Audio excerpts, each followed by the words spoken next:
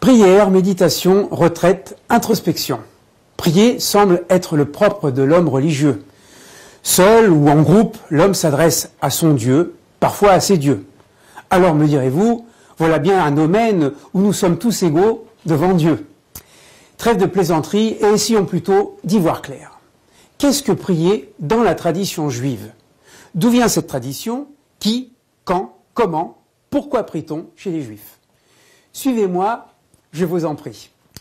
Les mots d'abord, et ils ont vraiment leur importance, car vous allez voir qu'ils nous induisent en erreur. Prier en français est avant tout synonyme de demander. Voilà qui est bien réducteur. Dans la tradition juive, la prière est bien plus qu'une simple demande. Distinguons tout d'abord la tefila de la beracha. Le terme tefila vient de la racine palal qui renvoie à l'idée de jugement.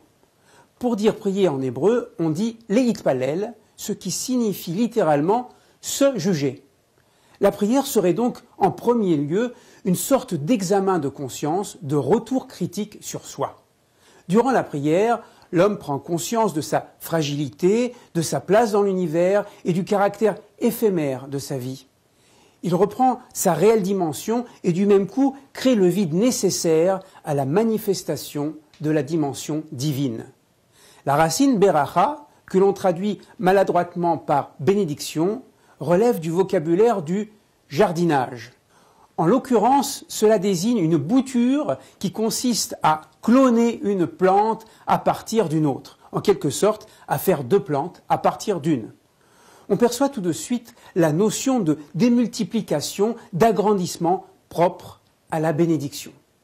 Quand je mange du pain, par exemple, j'accomplis un acte nécessaire à la survie de mon corps. Quand je récite une bénédiction pour me rappeler les prodiges extraordinaires du Créateur qui fait sortir le pain de la terre, j'agrandis cet acte trivial. Je le double d'une signification hautement spirituelle et au passage, je nourris également mon esprit et mon âme. D'où vient la prière juive? La question peut paraître incongrue tant la prière fait partie des pratiques que l'on retrouve dans toutes les religions. C'est oublier que dans la tradition juive, toute pratique se rattache à une source textuelle. Tous les grands héros de la Torah prient.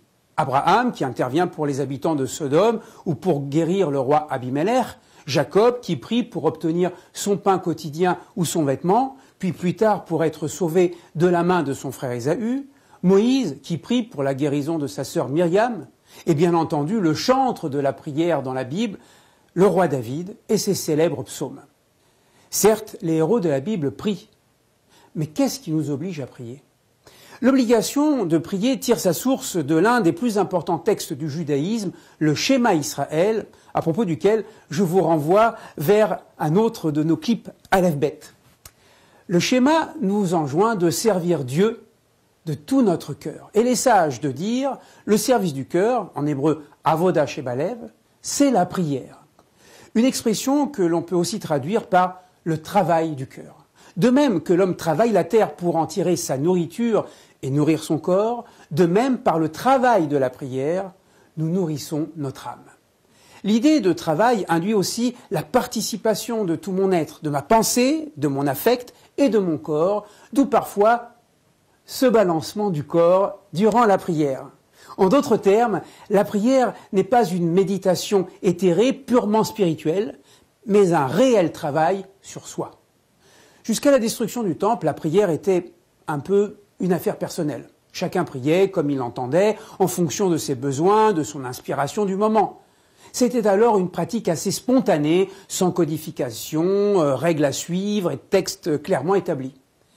La prière ne prend sa réelle dimension dans la tradition juive qu'après la destruction du temple et l'exil. Tant que le temple était là, avec son fonctionnement parfaitement réglé, ses sacrifices, sa pompe et son rituel, il centralise la vie spirituelle de l'homme et lui rappelle physiquement la présence de Dieu au milieu du peuple. Une fois le temple détruit et la pratique des sacrifices abandonnée, l'homme ressent l'impérieux besoin de se rattacher à d'autres rituels, des rituels de substitution. Du fait que le service sacrificiel se déroulait 3 fois par jour, la prière juive se déroule elle aussi en 3 temps. La prière du matin, Shacharit, de l'après-midi, Mincha, et du soir, Arvit. Le Talmud offre une autre origine à ces trois prières, à savoir les trois patriarches.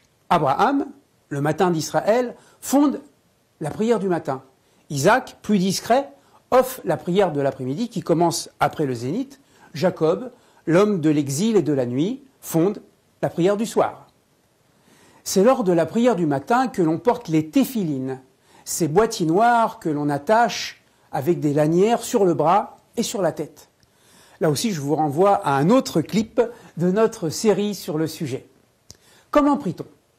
La majeure partie de la prière s'effectue assis, mais la prière centrale de la liturgie juive s'effectue debout, comme son nom l'indique. En effet, cette prière s'appelle la Hamida, ce qui signifie être debout.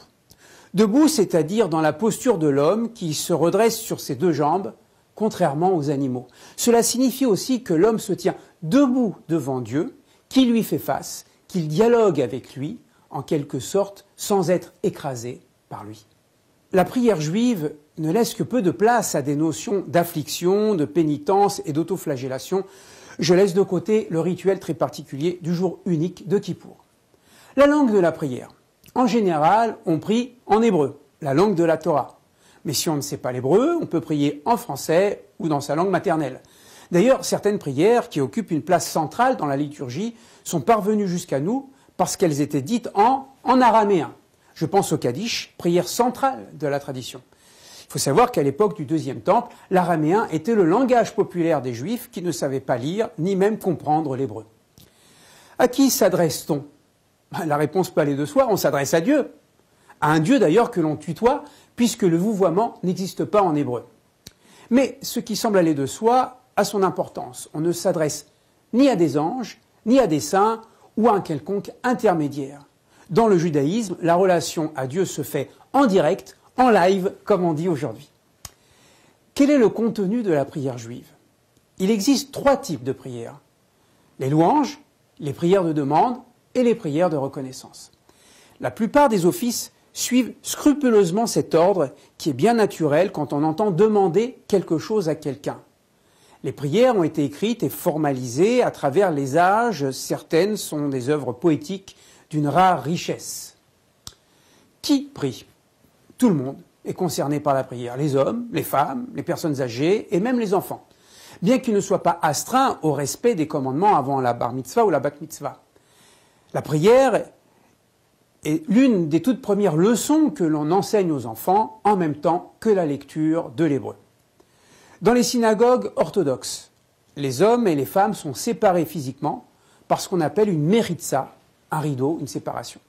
On considère que la proximité entre sexes opposés n'est pas propice à la concentration que requiert la prière. Et cette conception n'est pas partagée par les communautés massorties et libérales où hommes et femmes prient ensemble. Quiconque en a la connaissance peut diriger l'office. Il s'agit juste de lancer les prières, donner un tempo en quelque sorte et guider ceux qui sont le moins coutumiers de l'exercice. Chez les libéraux et massortis, femmes comme hommes peuvent guider la communauté, être ce que l'on appelle un ou une shaliach tzibour, c'est-à-dire une déléguée de la communauté. Le shaliach tzibour récite la prière à voix haute et les fidèles répondent « Amen » aux bénédictions qui ponctuent la prière. Le mot « Amen » forme la racine du mot « Emouna » qui signifie la foi, la confiance. En disant « Amen », le fidèle exprime ainsi son adhésion totale à la prière qui est prononcée.